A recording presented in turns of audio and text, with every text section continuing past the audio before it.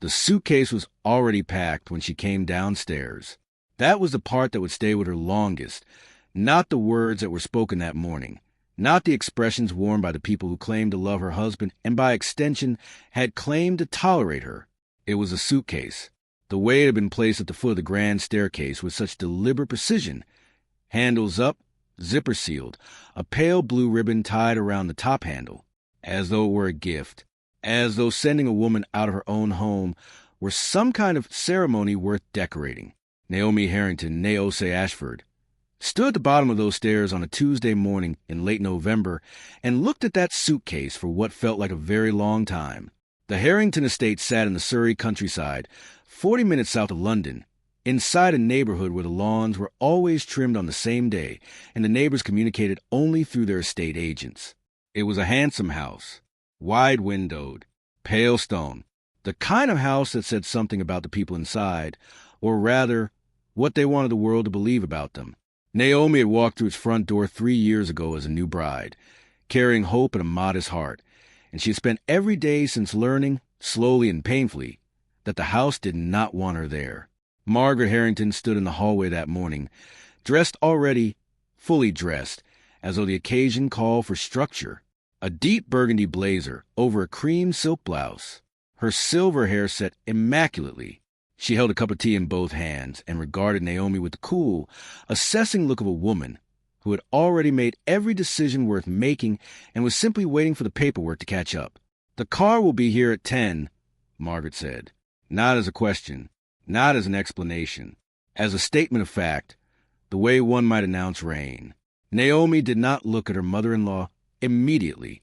Her eyes remained on the suitcase, on the pale blue ribbon that she recognized as the one she had tied on a gift last Christmas, the one Margaret had untied so precisely that Christmas morning she must have saved it.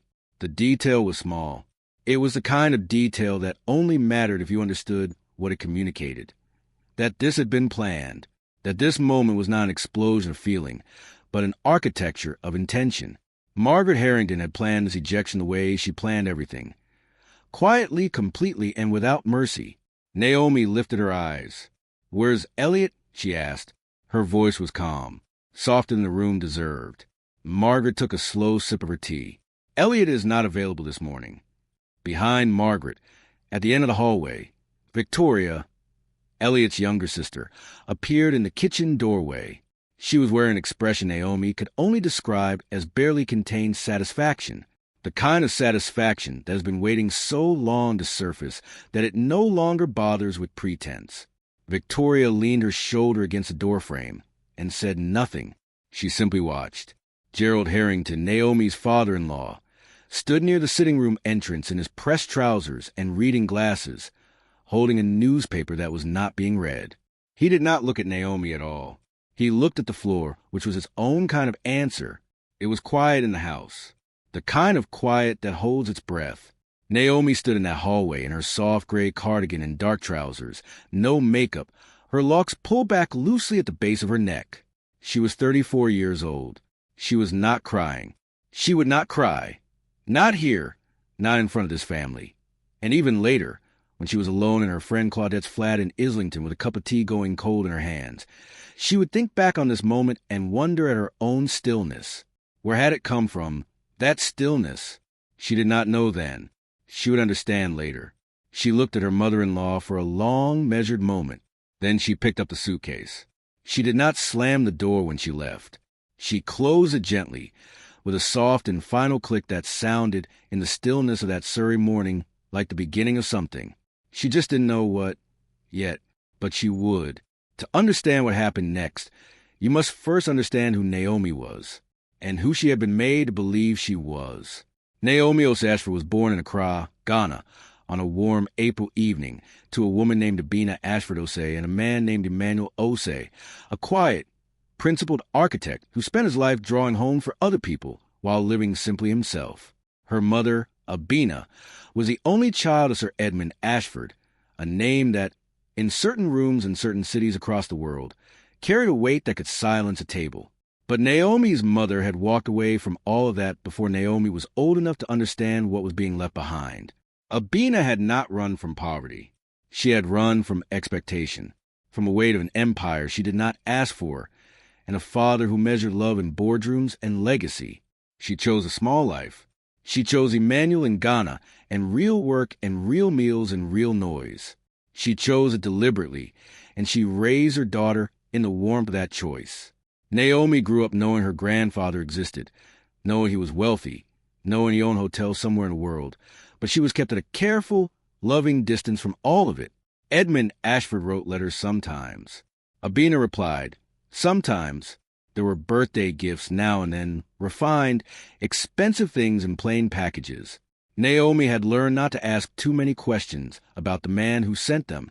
When Naomi was 19, her mother died, breast cancer, swiftly and cruelly.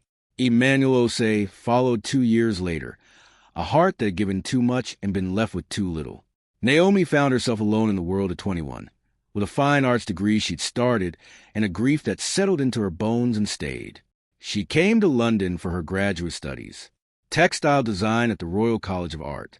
She was talented, deeply so, with an eye for detail and a quiet confidence in her work that her professors noticed even if they struggled to say so out loud. She was not the loudest in any room she entered.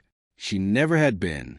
But she was the one you kept watching, because there was something in her composure that felt like depth, like still water that runs further down than it looks. She met Elliot Harrington at a gallery opening in Shoreditch, 2 years into her program. He was handsome in the uncomplicated way of a man who has never had to work too hard for attention. Tall, easy smiling with a warmth that felt genuine because in those early days he was charmed by her quietness when most people were put off by it. He asked good questions. He listened when she answered. He brought her coffee without being asked. She married him at 28, a small ceremony, beautiful and intimate, and moved into the life that came with him. The life that came with him was the Harrington family. Margaret Harrington was a woman of considerable local stature. Her husband, Gerald, ran a regional property development company that had done well enough to purchase the Surrey estate and maintain 2 separate club memberships, and Margaret had built upon that social foundation with the focused energy of someone who understands that money is only half of power. She volunteered for the right charities. She attended the right dinners. She made the right friends. And she had very specific ideas, unspoken but ironclad, about the kind of woman her son should have married. Naomi was not that woman. She was Ghanaian British. She was quiet. She worked in a textile studio she had built herself in East London, designing fabrics for niche luxury furnishing brands, earning a modest but respectable income that Margaret found embarrassingly small to mention. She had no prominent family in England, no social connections that Margaret could use, no father to make introductions, no mother to cement alliances. She arrived in this family with nothing but herself, and Margaret Harrington did not believe that was enough. The contempt was not announced. It never is in families like this. It arrived in small increments. A certain pause before answering Naomi's questions, a comment about her work delivered with a kind of polite disinterest one reserves for a child's crayon drawing, a holiday gathering where every woman at the table received a thoughtful gift and Naomi received a scented candle from a petrol station supermarket, still in its shrink wrap. These were the tools of Margaret Harrington's particular craft. Slow erosion, the grinding down of a person through 100 small denials until the person began to doubt their own weight in the room. Elliot saw some of it. He responded to it the way men who love their mothers and their wives simultaneously have always responded to it, by looking away, by smoothing things over, by saying to Naomi later in the car or in their bedroom that his mother meant well, that she was just set in her ways, that Naomi shouldn't take it personally. Naomi rarely answered those explanations. She would look at him, let the silence speak, and turn toward the window. She had learned, in her years of solitude and loss, how to hold pain without displaying it. It was not coldness. It was endurance. She had been building it since she was 19 years old, standing at her mother's graveside in the red dust of Accra, wearing the white that Ghanaian tradition demanded for grief. She had cried then, quietly, completely, and somewhere in that grief she had discovered something in herself that would only fully announce itself much, much later. The Harrington house had no idea what it was sheltering, and neither, for much of the story, did Naomi herself. The disrespect built the way water builds behind a dam, invisibly, patiently, with no visible sign of what is accumulating beneath the surface. In the first year of her marriage, Naomi had tried. That must be said because it matters. She had tried with the specific and exhausting effort of a woman who understands that family is not chosen and still believes that love can be built where none was inherited.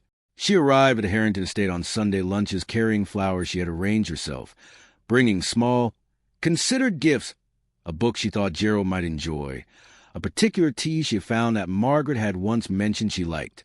She offered to help in the kitchen. She asked questions about the family history, the holidays they had taken, the photographs on the walls, the stories behind the furniture. Margaret received all of it with the gracious efficiency of a woman who processes offerings without being moved by them. "How lovely," Margaret would say, accepting the flowers and handing them to the housekeeper in the same breath. And that would be that. Victoria was more direct. Elliot's younger sister was 29, unmarried, and employed in their father's property company in some vague capacity that required little actual work and provided considerable salary. She had her mother's social radar and her father's passive resistance, and she had decided, before Naomi had even fully unpacked in the Harrington guest-turned-master bedroom, that this woman was not worthy of the family name. She never said it plainly. She said it through other means. At the second family Christmas, Victoria arrived with her boyfriend, Miles, wealthy, well-connected. The sort of young man the Harrington women discussed approvingly when they thought Naomi was out of earshot. During the meal, someone asked about the guest rooms at a luxury hotel brand being discussed in the news. "They're expanding in Cape Town, apparently," Gerald said from behind his wine glass. "Those Ashford Collection properties. Saw something in the financial papers." Naomi's fork paused briefly over her plate. "Ashford," Elliot said conversationally. "That's not your—" He glanced at Naomi. "Didn't you say something once about your grandfather having the same surname?" The table went quiet in that particular way that says everyone is listening but pretending not to. Naomi looked up.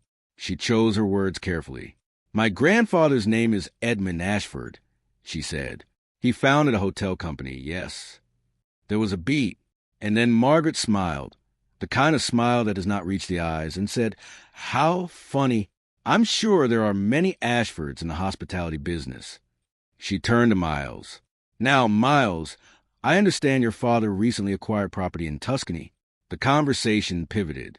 Naomi's connection to the Ashford name was folded away and forgotten, like a piece of information that had been weighed and found too absurd to be useful. She said nothing. She returned to her food, but the moment lived in her, not bitterly, just quietly, like a seed in winter soil that has not yet decided what it will become. The second year of the marriage was harder. Elliot began to travel more for work, a consulting firm mid-level, the kind that keeps a man busy and too tired for confrontation. He was absent on the weekends. His mother demanded family dinners, which meant Naomi attended alone, and sat at a table where she was tolerated away and empty chairs tolerated, noticed only when it was inconvenient. Margaret had begun, during this period, to make comments about finances. "Naomi, I understand textile work is terribly creative," she said once, during a lunch attended by two of her close friends who had been invited for reasons that became clear almost immediately. "But I do wonder if you've thought about something more stable. Elliot works so hard. It must be difficult to feel like you're not contributing equally." The two friends said nothing, but they were listening. Naomi set her water glass down. She folded her hands in her lap and said with perfect evenness, "I'm quite comfortable with my work, Margaret. Thank you for your concern." Margaret smiled beautifully and moved on, but the cruelty had been delivered, measured and precise, publicly administered in front of witnesses, who would carry it away with them like a rumor in a pocket. There was an afternoon, some months later, when Victoria stood in the kitchen doorway of the estate and said to her mother, just loudly enough for the guests sitting just out of sight in the adjoining room to hear, "I don't know why Elliot doesn't just admit she's not what this family needs. She floats around like a guest who doesn't know the visit is over."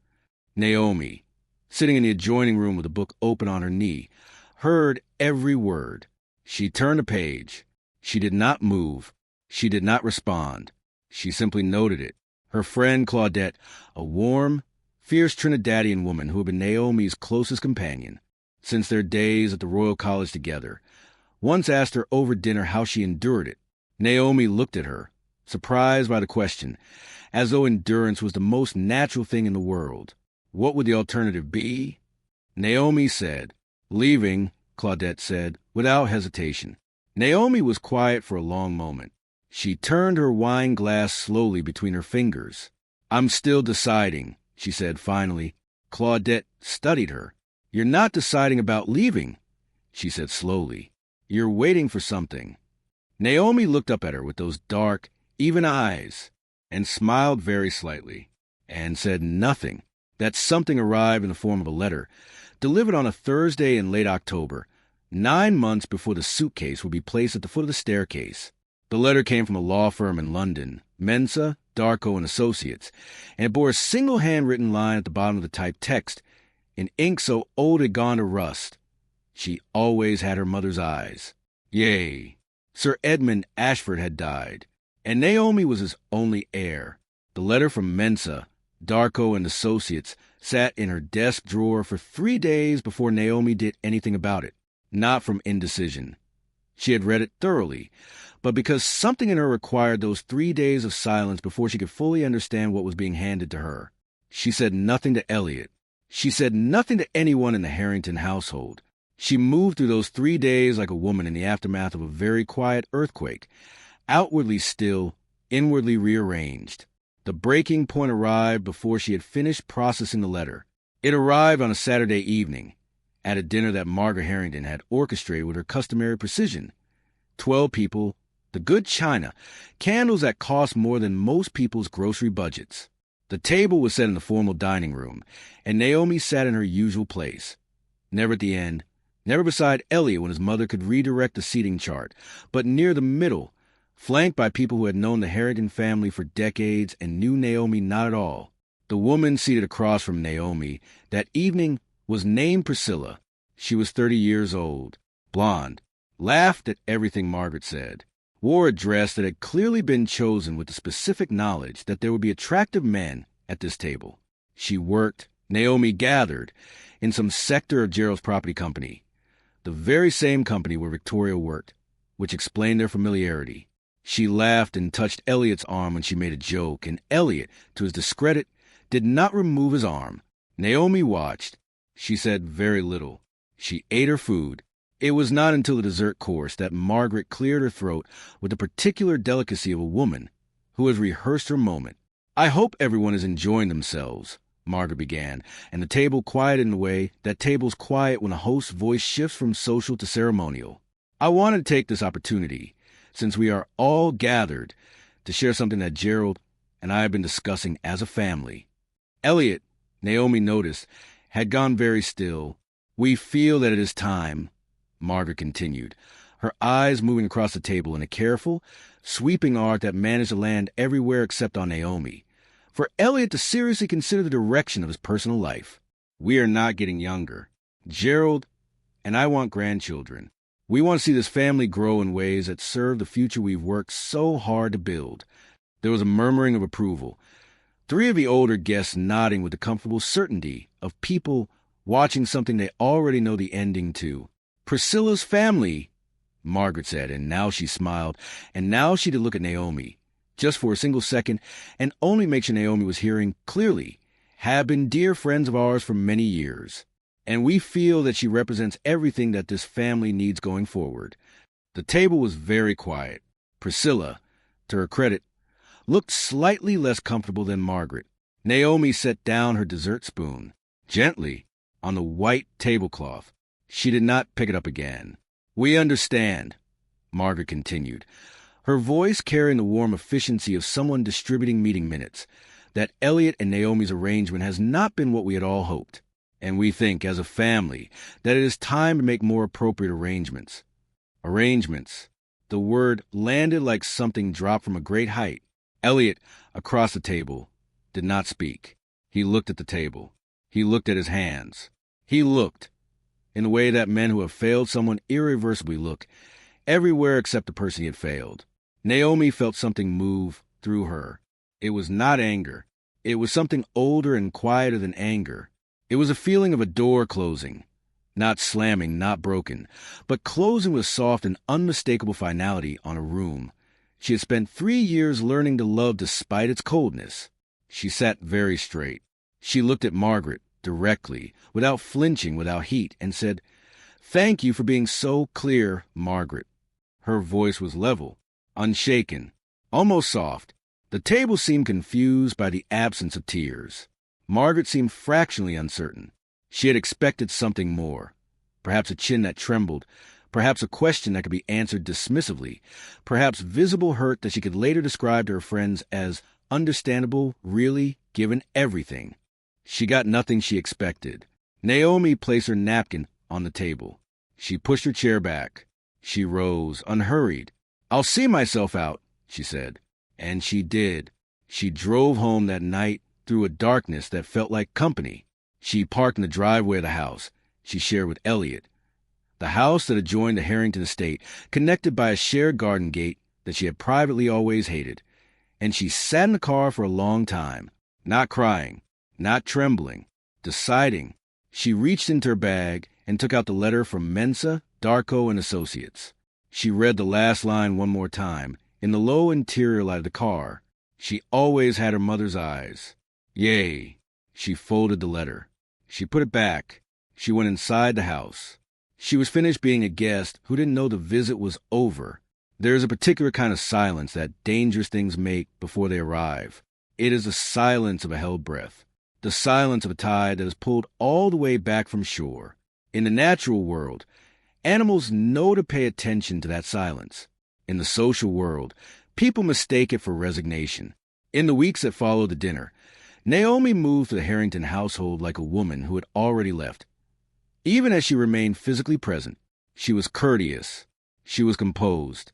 She arrived at the Sunday lunches when expected, helped where help was offered, spoke when spoken to, and gave Margaret's cruelties a silent, unhurried response of a woman whose attention was elsewhere, because it was.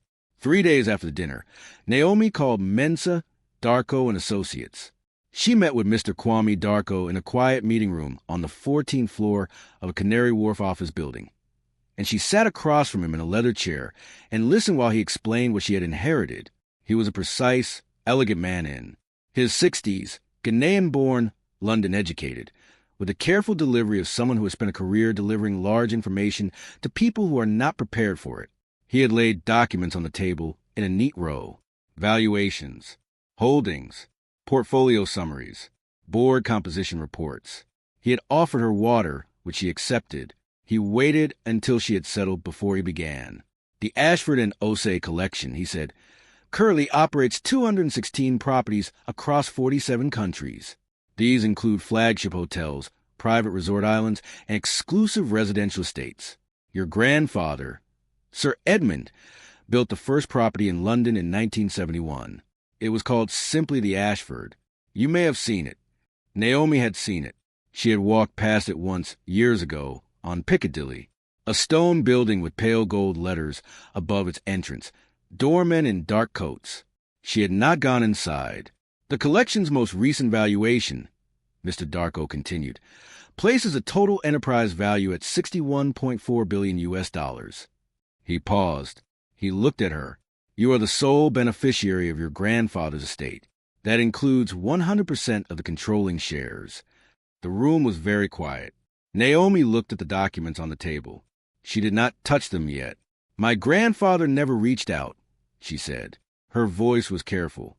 In all these years. He reached out through your mother, Mr. Darko said. She declined on your behalf, consistently. After her passing, he wrote to you twice.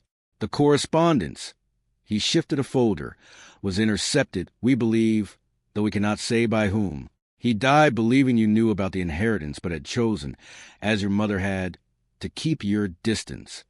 A beat. He was wrong. Naomi absorbed this in silence. She thought her grandfather, a man she had seen only once, as a child, in a photograph her mother had kept then put away. A silver-haired man standing in front of a stone building with pale gold letters. He had been proud in the photograph. He had looked like someone who built things. She thought of Margaret Harrington, announcing Priscilla across a candlelit table. She thought of the pale blue ribbon on the suitcase.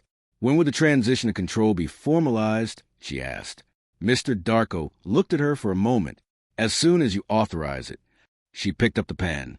In the weeks that followed, Naomi's life underwent a transformation visible only to those who knew what to look for. Claudette knew. She drove to Naomi's house one afternoon and found her friend at the kitchen table with 3 laptops open and a cup of tea that had gone untouched for an hour. She stood in the doorway and looked at the screens, at the documents, the correspondence, the architectural blueprint of property in Mayfair, the board meeting notes from a company whose logo Claudette recognized immediately. Naomi, Claudette said slowly, is that the Ashford collection? Naomi looked up. She looked at her friend with those level, dark eyes. Yes, she said. Claudette sat down. There was a long silence. How long have you known? Claudette asked. About a month, Naomi said, and then, as though something had softened in her just slightly, she said, I didn't know the scale of it. I knew there was something. My grandfather had a business, but I thought it would be some shares, something minor, a gesture. She paused. It isn't a gesture. $61 billion isn't a gesture, Claudette agreed, very quietly. Naomi closed one of the laptops. I need to make some decisions, she said, about where I go from here, about what I do with this. She was quiet for a moment, and about the Harringtons. What about them? Naomi was quiet for a long time. She looked at the table. When she looked up, her expression was not angry. It was not vengeful. It was simply decided. They threw away something they didn't understand, she said. I intend to let them understand it fully. She did not elaborate. She didn't need to. Claudette was a woman who understood the value of silence. In the following 2 weeks, Naomi authorized a transfer of executory control of the Ashford and Osei collection to herself.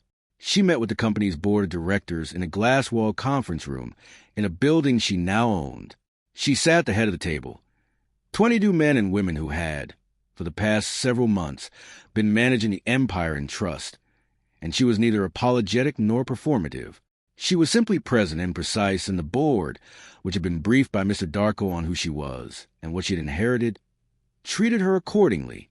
She retained the company's existing executive structure entirely, with 2 additions, a personal chief of staff, a communications director, both roles filled quietly, without announcement.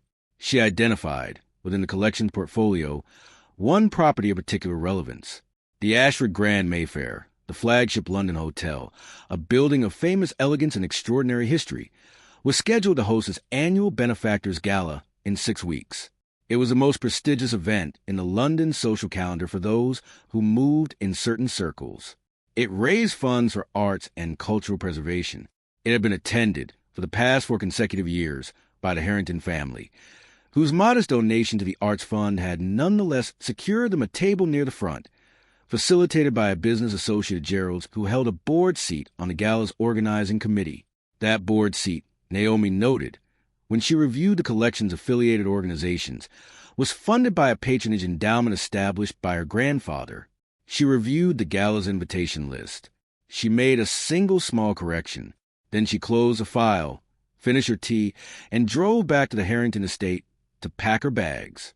Because Margaret had, that same morning, left a message with Elliot that the house was needed for a period of family use, and it would be best if Naomi had somewhere else to stay. The suitcase was waiting at the bottom of the stairs. She picked it up. She closed the door. She smiled. Only once. Only to herself. Only on the inside, and walked to the car. The Ashford Grand Mayfair had been standing on Park Lane since 1893. It had received kings. It had hosted the kinds of conversations that redirected the course of industries. Its ballroom, 3,000 square feet of champagne-tinted marble, ivory walls, and light that moved through chandeliers like slow water, had never been less than extraordinary, and it was not less than extraordinary on the night of the Benefactors Gala. The guests arrived at 8 o'clock in the manner of people who are accustomed to arriving at places like this, without hurry, without awe, with the particular confidence of individuals who have been shaped by beautiful rooms and expect them. The gala drew 300 attendees. The patrons, the board members, the donors, the cultural figures, the title names, and the quietly powerful ones. Margaret Harrington arrived at 8:15 in a deep emerald gown, Gerald at her elbow in black tie, Victoria beside them in a beaded blue dress that she had described at some length as the most stunning piece I've ever owned. Elliot was there too, pale, slightly drawn, wearing the expression of a man who'd been doing a great deal of thinking about his life recently, without arriving at any useful conclusions. They were met at the entrance by a young woman in a black blazer who asked their names and ran her finger down a list. The confirmation was swift. They were escorted to a table, not at the front, as in previous years, but mid-room near the center, which Margaret registered with a quiet displeasure she expressed through the precise angle of her shoulders as she sat down. Apparently the seating was rearranged this year, Victoria murmured, studying the room. Apparently, Margaret said, setting her evening bag on the table with controlled composure. I'll speak to someone at the committee. She looked toward the front of the room, toward the long, curved head table set on a slight elevation, where the collection's senior representatives and benefactors were positioned. It was empty still. The gala would not formally begin for another 45 minutes. Margaret ordered champagne and surveyed the room with the strategic eye of a woman cataloging social geography. She noted who was seated where. She observed the table arrangements, the name cards, the sight lines. She was performing a calculation, as she always was, measuring power, identifying opportunity, planning her approach to the evening. At 8:57, the room underwent one of those quiet but total transformations that occur when something important is about to happen. The volume of conversation did not drop so much as collect itself, a gathering of attention, a turning of heads, a ripple moving from the entrance inward. Naomi Osei Ashford walked into the Ashford Grand Mayfair Ballroom at 9:02. She wore black, not the obligatory black of an underdressed guest, but the black of a decision, a floor-length column dress in matte silk crepe, tailored so precisely that it seemed to have been built around her stillness rather than simply draped over her. Her locks were up, not loose as they usually were, but arranged in a high, sculptural crown that gave her a bearing of such composed authority that several people near the entrance simply stopped speaking. A single piece of jewelry, her grandfather's signet ring, resized, worn on her right hand, gold, engraved with the initials Ye. She had found it among the personal effects sent from his estate. She walked in with Mr. Kwame Darko on one side and her chief of staff, a tall, silver-suited woman named Adora, on the other. She did not scan the room. She did not search for faces. She moved toward the head table with the quiet certainty of someone who knows the room belongs to them, because it did. She took her seat at the center of the head table. The event director, a nervous young man with a clipboard, appeared at the microphone on the small dais beside the table and said, in a voice still slightly steadying itself, "Ladies and gentlemen, if I may have your attention, I am honored to introduce our host of this evening's Benefactors Gala, the new executive chair of the Ashford and Osei collection, Ms. Naomi Osei Ashford." Applause moved through the room in a long, warm wave. At a table mid-room, Margaret Harrington went very still. She looked at the head table. She looked at the woman at the center of it. She looked at the dress, the bearing, the ring on the right hand, the name on the lips of 300 people. She looked at the name printed on a large screen that had descended above the dais. The collection's logo, elegant and restrained, beside Naomi's full name and title in silver letters. The color did not drain from Margaret Harrington's face gradually. It went all at once. Victoria, beside her, said something in a whisper. Gerald looked at the screen, looked at Naomi, looked at the screen again, removed his glasses, put them back on. Elliot sat motionless. Naomi gave her welcome remarks with the ease of someone who has spent their life listening and has therefore learned what is worth saying. She thanked the patrons. She spoke briefly about her grandfather's vision and what she intended to honor and what she intended to build upon. She spoke about the collection's commitment to cultural preservation, to communities, to the belief that beauty and dignity belong to everyone. Her voice was low and clear and steady throughout, the voice of someone who has learned to hold large things quietly. She said nothing about the Harrington family. She did not look at their table. She did not need to. At some point during the remarks, Margaret rose quietly from her seat. The motion was almost invisible, a slight unfolding of posture, a small reach for her evening bag. Gerald began to rise too. Naomi noticed. From the dais, she noticed she had, in fact, been quietly watching that table from the moment she walked in. She waited until her remarks were complete. She waited through the applause that followed. She waited until the event director had moved to the microphone again to thank her, and until she had stepped off the dais and accepted a glass of sparkling water from a passing server. Then she turned, unhurried, deliberate, and walked toward the Harrington table. She walked to the room the way she had walked into it, without speed, without apology, with the complete and devastating composure of a woman who has nothing to prove and chooses to demonstrate exactly that. She stopped at the Harrington table. Margaret was standing. Gerald was standing. Victoria remained seated, but the expression on her face had undergone a revolution. Elliot looked at his wife. He looked at her the way a man looks when the full architecture of his failure has been revealed all at once, and he is trying to understand the scope of it. There was a silence that lasted perhaps 5 seconds. In a crowded ballroom full of conversation and music, those 5 seconds occupied an enormous amount of space. Naomi looked at Margaret. Margaret opened her mouth. Something moved across her face. Something complicated. An attempt at recalibration, at dignity, at finding the social language for a situation that had no social language because it had never been anticipated, not in any of her calculations. Naomi, she said. Her voice was careful. I had no idea. I know you didn't, Naomi said. Her voice was calm, warm, even in the way that cool water is sometimes described as warm compared to something colder. She was not unkind. She did not perform victory. She simply stood before this woman who had placed a pale blue ribbon on a packed suitcase and said, without heat, without trembling, without any of the things Margaret had spent 3 years trying to provoke, my grandfather built the first Ashford property in 1971. My mother knew its value and chose a different life. I have chosen differently than my mother. I am glad I had the chance to make that choice. She paused. I wish you well, Margaret. I genuinely do. She looked at Elliot for a single, long moment. Take care of yourself, she said. And then Naomi Oseshford turned and walked back across that ballroom, 300 eyes following her, the light from the chandeliers finding her crown of dark locks, the soft percussion of her heels on marble, the only sound she left behind, and she did not look back, not once. What happened to the Harrington family in the weeks and months that followed was not a catastrophe in the dramatic, visible sense. It was something more fitting. It was the quiet collapse of a structure that had never been as solid as it appeared.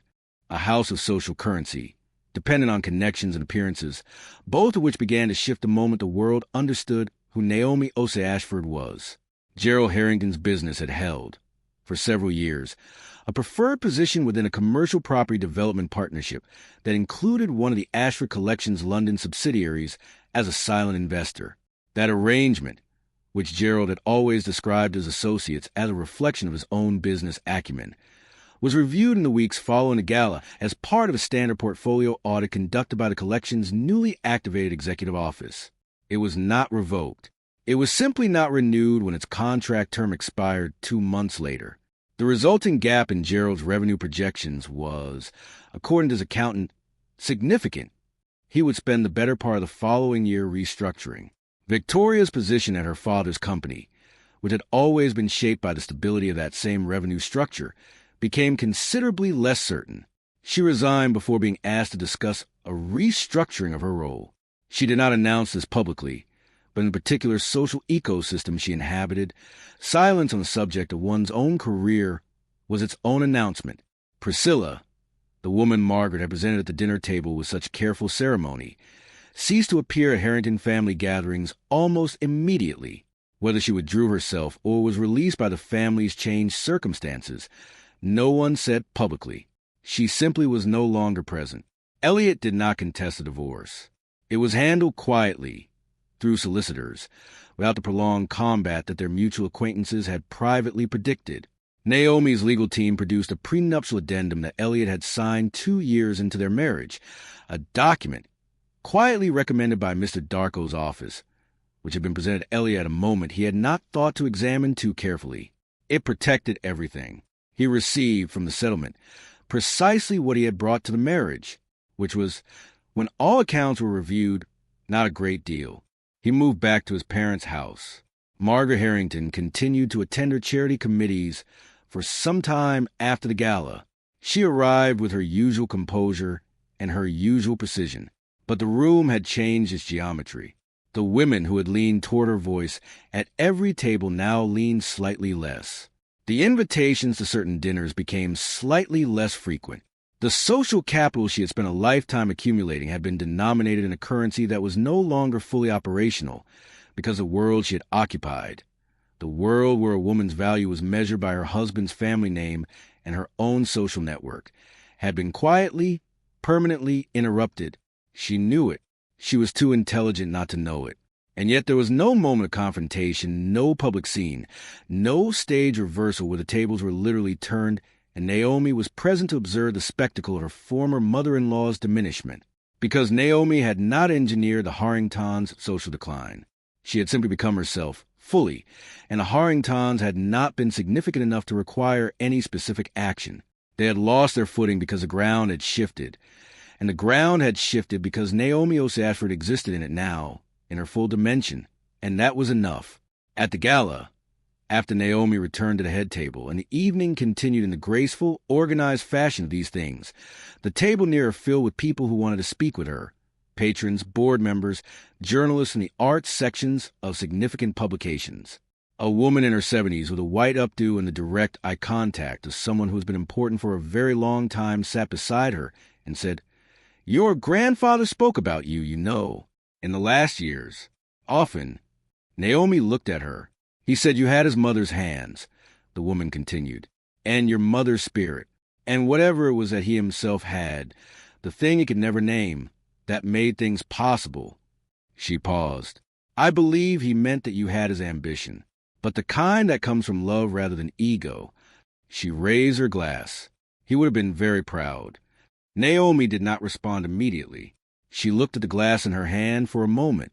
Then she looked at this woman, this stranger who had known her grandfather and had loved him enough to tell his grandchild something true, and she said, quietly, "Thank you. That means a great deal." Claudette had been seated 2 tables from ahead, and she had watched the entire evening with her hands folded in her lap and tears that she absolutely refused to shed. At the end of the night, in the car outside, she said to Naomi, "I cannot believe I witnessed that." Naomi was removing her shoes. She smiled, not the small, internal smile before, but a real one, warm, released. "It wasn't for show," Naomi said. "I want you to know that." "I know," Claudette said. "That's exactly why it worked." 6 months after the gala, Naomi stood on a terrace above the Indian Ocean. She was in the Maldives, on a private island that was, technically, hers, watching the sun fall into the water with the slow ceremony of something that does it every evening and intends to keep doing it, regardless of who is watching. The terrace was made of pale wood, warmed by a day of sun. Behind her, through open glass doors, was a room she was staying in, a room of such quiet luxury that it managed to feel like nature rather than accommodation. Ahead was water in every shade of blue that blue can become before it surrenders to darkness. She was not alone. Mr. Darko had arrived that morning for a 2-day working visit. There were board matters to review, a development proposal in Singapore, a staff restructuring in the Cape Town property. She had spent the afternoon in meetings, wearing her reading glasses and a linen blazer, with a cup of tea on the table and a mind as clear as the water outside. She was good at it. She was discovering, not just competent, genuinely good. She had her grandfather's capacity for large structure. She had her mother's compass for what mattered. She thought about Abina often these days. Her mother, who had walked away from all of this extraordinary inheritance, this empire built of stone and light, and the idea that every person who enters a door deserves to feel, at least for a moment, that they belong. Naomi understood now what her mother had been afraid of. Not the money, not even the obligation, but the gravity of it. The way a thing this large could pull your whole life around itself, rearranging your relationships and your identity and your daily reality until you could no longer see the person you'd intended to be. Abina had chosen to stay small in order to stay whole. Naomi had made a different choice. She did not judge her mother for it. She loved her for it. Loved the smallness she had been raised in, the real meals and the real noise and the red dust of Accra, and the architect father who drew homes for other people while living simply himself. She had been built by all of that. She would not have been who she was without it. She would not, she understood, have survived the Harrington house without it, because what the Harringtons had, never understood, what Margaret, with all her social intelligence, had completely and fatally failed to see, was that Naomi had not been suffering in that house. She had been waiting, and the waiting had not been passive. It had been the active, deliberate waiting of a woman who had been forged by loss and solitude and knows the difference between pain and destruction. The Harringtons had caused her pain. They had not destroyed her. They had not come close. She thought of Margaret Harrington sometimes. Still, she thought of her standing in the hallway in her burgundy blazer, holding her tea with both hands, so certain of the order of things. She felt no anger. This was not virtue or performance. It was simply the truth of where she had arrived. Anger had never been her engine. Anger was loud and exhausting, and it consumed the person who carried it more completely than it ever consumed its target. What had moved her, all along, was something quieter, something that felt, if she was honest, less like revenge and more like return, a return to herself, to the full dimension of who she was, which had never been the modest, overlooked woman the Harrington house had tried to edit her into. That woman had never been real. She had been a gesture of patience. The real Naomi had always been standing just behind her, waiting for the right moment to step forward. She thought of Elliot. She held that thought for a moment and then released it carefully, the way you release something into water, not thrown, not abandoned, but let go. She turned from the ocean and went inside. On the desk in her room, beside the evening's board documents, was a small framed photograph that she had carried from city to city for the past 15 years.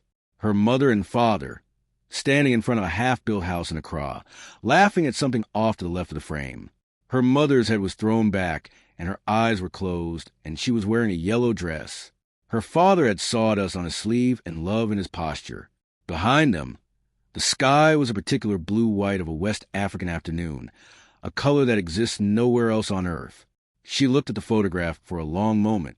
"I found what you left me, Mama," she said softly. "I know why you let it go. I understand." She paused. "But I think I'll keep it. I think I can carry it without losing myself." Another pause. "I think you would have decided the same, eventually. You just didn't have enough time." The ocean outside was going dark. The last of the light was turning the water to gold, the same shade as the letters above the door of the Ashford Grand on Piccadilly, the same shade as the signet ring on her right hand. She placed her palm flat on the desk for a moment, breathed. Then she sat down, opened the first document, and began. There is a particular kind of woman that the world tends to underestimate. She is not the loudest in the room. She does not announce herself. She does not demand or perform or escalate. She simply exists at a depth that most people do not think to look for, because most people have learned to look only at surfaces. This is not her weakness. It is her architecture. She is built differently. Her foundation was poured in grief and in love and in the long, patient work of becoming. Not becoming what anyone else decided she should be, but becoming fully what she already was. And when the moment came for that full self to be known, not announced, not argued, not defended, but simply revealed, the world did not dispute it. The world did not have the language to dispute it. The world could only look and re-examine and understand far too late what it had been holding in such low regard. Naomi Ose Ashford did not walk into the Ashford Grand Mayfair that evening to take revenge on the people who had placed a pale blue ribbon on her suitcase and wished her away. She walked in because she was the owner of the building. She walked in because it was hers, because she was, in the end, every single thing they had decided she was not, and not one thing they had tried to make her feel she was. And the room knew it. The room had always been waiting for her. It simply hadn't known her name. Until now,